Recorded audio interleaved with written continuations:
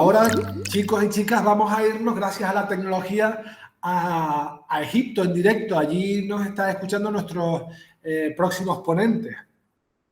Vamos a hablar y les van a hablar de una de las misiones arqueológicas más importantes que está desarrollando España en Egipto. Hablamos del proyecto 209 de la misión arqueológica para el estudio y la conservación de la TT 209, que ya les explicará qué significa esto de TT 209.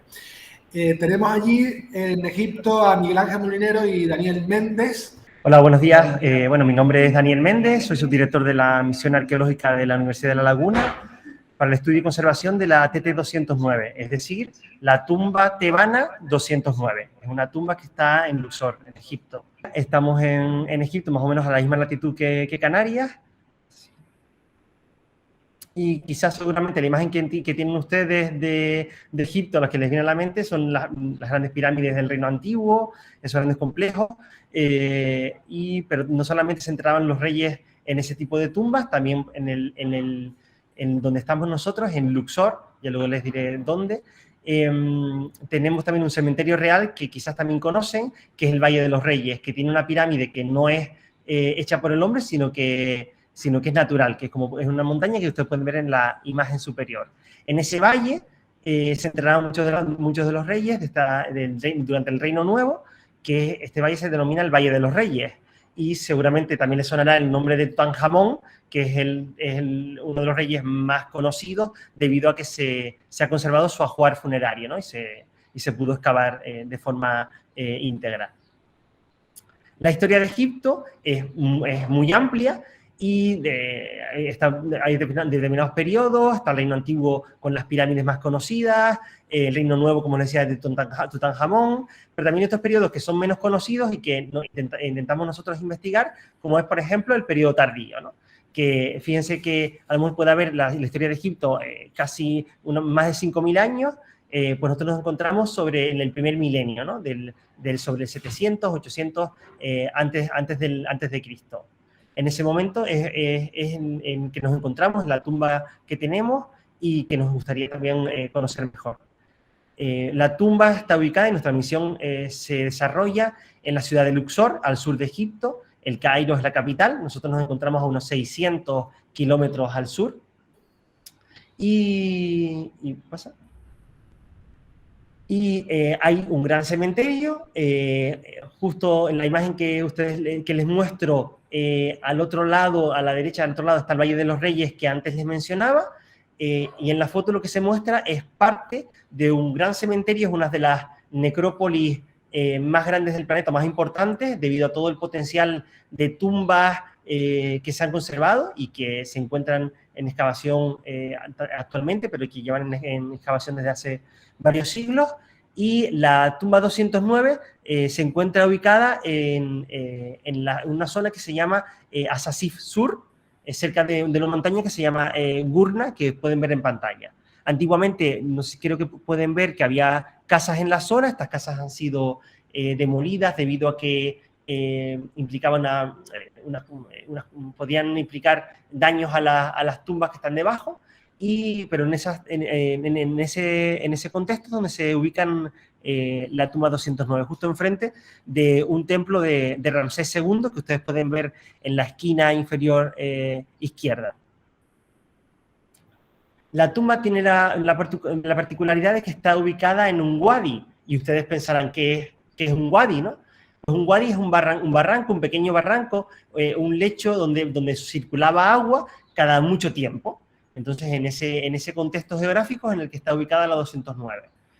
Fíjense que aquí apenas pueden ver una pequeña depresión en la esquina, en la parte izquierda, y solemos tener una jaima donde trabajamos. Muchas veces ya tenemos varias jaimas, estas fotos de hace varias campañas, donde podemos trabajar tanto dentro de la tumba como en el exterior. Hay que decir que aunque les vayamos a hablar 2 personas, la mayoría somos de España, y luego hay un equipo local bastante numeroso. Cada uno de ellos tiene una especialidad diferente. Ya luego Miguel Ángel les hablará de metodología, pero la idea que les quiero transmitir es que este es el resultado del trabajo de muchas personas, de fotógrafos, ceramólogos, topógrafos, arqueólogos, y bueno, esa es la idea que, como les decía, les quería transmitir. Bueno, buenos días. En Canarias para nosotros ya es mediodía muy avanzado porque empezamos el trabajo muy pronto. Tenemos que estar en el yacimiento a las 5 de la mañana para evitar el calor y acabamos de hecho de llegar. La hora nos la habían puesto para poder terminar nuestra jornada de trabajo y poder llegar desde el yacimiento. Yo soy Miguel Ángel Molinero y soy el director del proyecto. Yo quería hablarles rápidamente sobre el método de trabajo que utilizamos. Saben que excavar consiste en ir retirando los estratos arqueológicos, los sedimentos que se han ido depositando en un lugar donde han habitado los seres humanos, con frecuencia por la intervención de los seres humanos. El método no ha cambiado en más de un siglo, el propio método de excavación. Tenemos que seguir utilizando picos, palas, paletas, brochas. Únicamente en algunas zonas la única innovación que hacemos es que podemos utilizar aspiradoras, aunque normalmente en la 209 es un yacimiento muy húmedo y la humedad misma nos impide hacerlo, de manera que en ese aspecto trabajamos como se había hecho hicieron los arqueólogos desde hace mucho tiempo. En cambio, sí que hemos podido, los arqueólogos, la arqueología en general, ha mejorado muchísimo en la capacidad de registrar, de documentar lo que encontramos. Antes teníamos que dibujar con un papel milimetrado y con un lapicero, y ahora, en cambio, ese proceso de dibujo y toma de fotografías se hace con enorme rapidez gracias a instrumentos como el que ven, la estación total, que es una especie de ordenador para topógrafos que se utiliza también en las obras públicas, que se utiliza en arquitectura y que hemos adaptado para los arqueólogos, no solamente nosotros, los arqueólogos en general, hemos adaptado para utilizar en la arqueología. Con ellos lo que nos permite trabajar con muchísima rapidez un yacimiento como la 209, que en estos momentos hemos excavado unos 600 estratos diferentes, fotografiándolos y topografiándolos, señalando, recogiendo exactamente su ubicación en el terreno, pero incluso adaptados a las coordenadas internacionales. No se habría podido hacer si no es gracias a estos documentos. El propio proceso de excavación aún así es bastante lento. Esta es nuestra 9ª campaña. Empezamos en el 2012, cuando nosotros empezamos de la tumba ya no se veía absolutamente nada. Sabíamos que estaba allí porque unos arqueólogos de comienzos del siglo XX habían hecho una trinchera y había podido entrar hasta el fondo. Desgraciadamente no registraron nada, hicieron lo contrario a lo que nosotros hacemos, dedicar mucho tiempo a la documentación de todo lo que hallamos. En ese momento no les importó mucho, dejaron la tumba abierta y eso hizo que entrase agua y que literalmente, como ven, se perdiera incluso el rastro de dónde estaba. A partir de la primera campaña pudimos empezar a reconocer con la lentitud que caracteriza nuestro trabajo dónde estaba la tumba, y a partir de ahí empezamos a documentar los muros exteriores. En la actualidad eso nos ha permitido tener una enorme sorpresa, y es que la tumba es muchísimo más grande de lo que se podía suponer. En esta misma semana hemos encontrado por fin el extremo, hemos localizado los 2 extremos de la tumba. Tiene 36 metros en superficie y además está repartida en 3 terrazas, como ven. Ahora en esta imagen estamos trabajando a unos 5 o 6 metros de altura en las terrazas. El edificio se extendía por las terrazas y estamos a unos 6 metros de altura respecto al lugar donde se entra a las cámaras subterráneas, y que en ese momento pensábamos que era lo único que había de esta tumba. De manera que hay que reconstruir un complejo con edificios que se superponen en la ladera. Realmente debía de ser un edificio muy, muy monumental. La entrada debía tener unos 10 metros de altura, entre 8 y 10 metros de altura la entrada, la fachada del edificio. Y en el interior hemos encontrado una serie de relieves que justifican el trabajo que hemos hecho, algo que ustedes se pueden plantear. ¿Por qué están excavando aquí? ¿Qué es lo que llamaba la atención de este lugar para excavar? Si lo que se veía en superficie no era más que basura y escasamente un pequeño corte en la pared.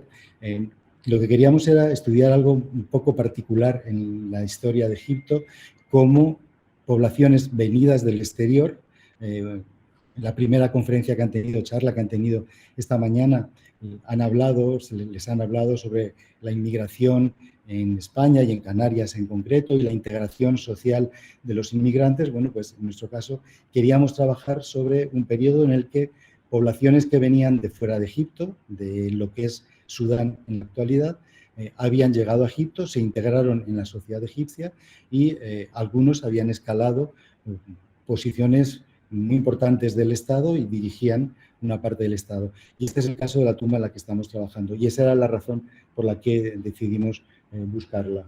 El poder identificar, teníamos una cierta sospecha de que podía pertenecer a un señor, a este señor extranjero, se llamaba Nisemro, y que vino con su familia de Sudán, con las armas también. En su caso habían llegado como una potencia imponiéndose sobre Egipto, pero lo que resulta más llamativo es que una vez que conquistaron Egipto,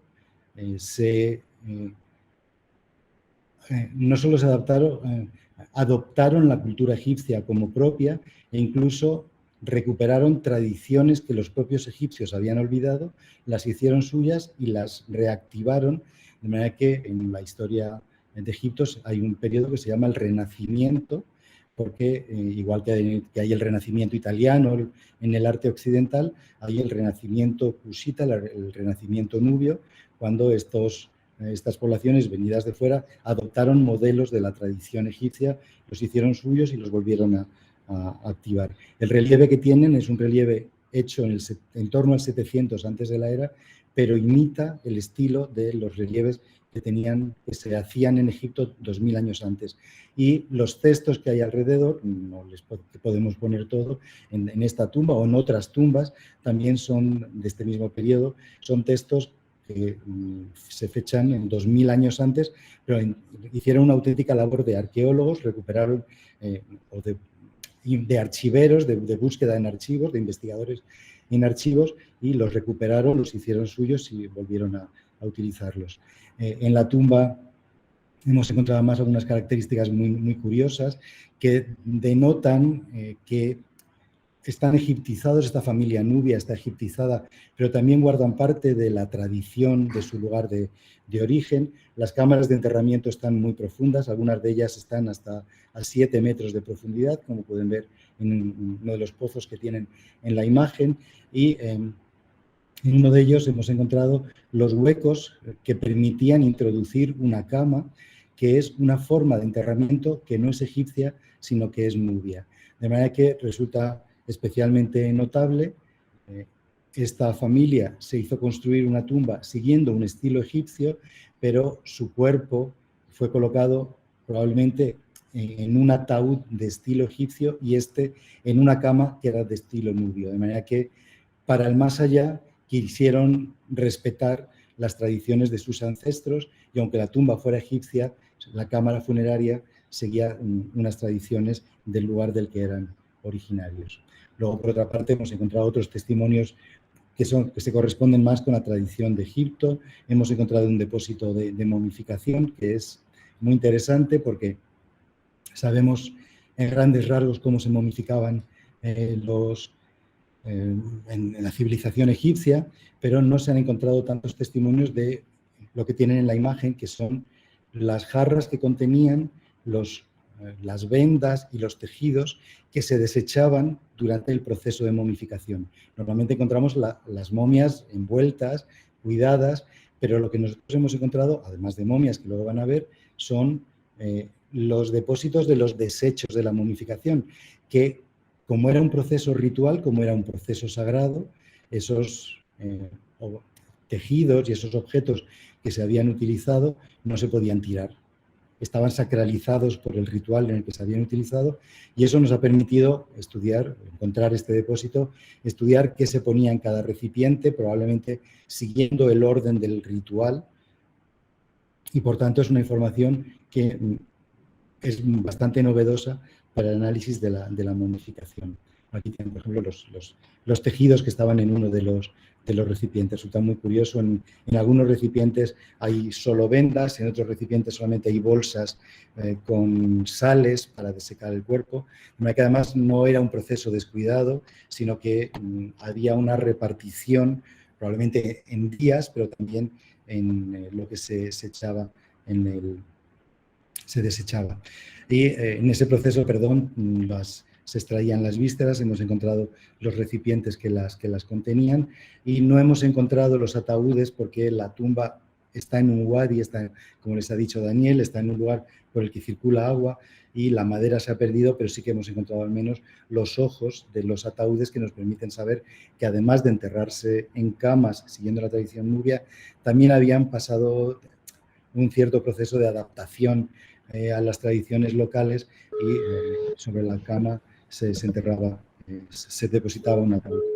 Y hemos encontrado también momias de esta misma y hemos encontrado también las momias de otros familiares o otras personas que recuperan la tumba poco después y aquí ven una de las cámaras y cómo se localizan en la esquina sur los depósitos de las momias y probablemente uno de los descubrimientos en este conjunto más llamativo es que algunas de estas familias, hemos encontrado 2 casos, se enterraban con un perro, probablemente con una función doble. Es muy probable que el perro está momificado, es muy probable que pudiera ser una mascota, pero también que aparte de esa relación más personal que tuvieran con el animal, también tiene un valor simbólico.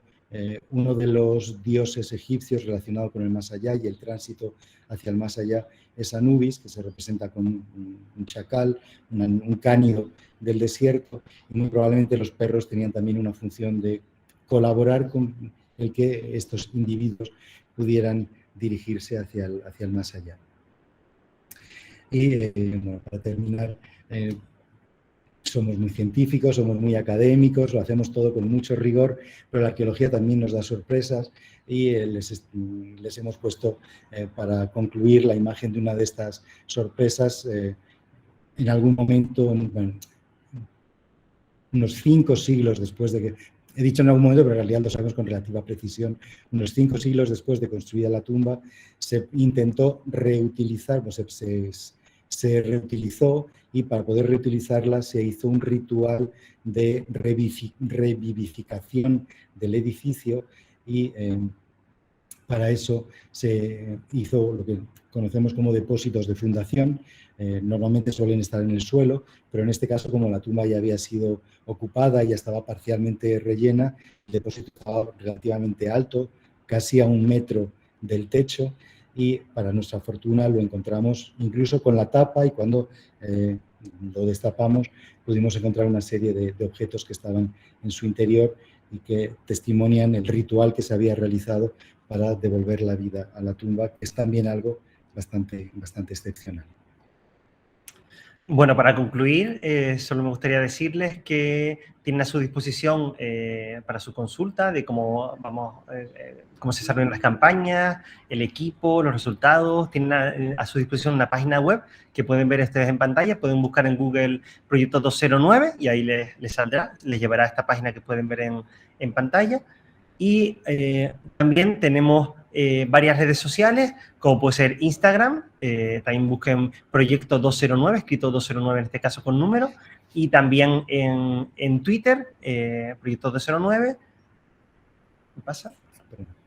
Y también en Facebook, ¿no? Que ahí también pueden buscarnos como Proyecto 209, TT209. En todas estas redes sociales solemos colgar noticias sobre el proyecto y sobre todo cuando estamos desarrollando una campaña arqueológica como actualmente, colgamos también fotos de lo que vamos encontrando, de cómo se va desarrollando nuestro trabajo y de cada una de las personas del equipo.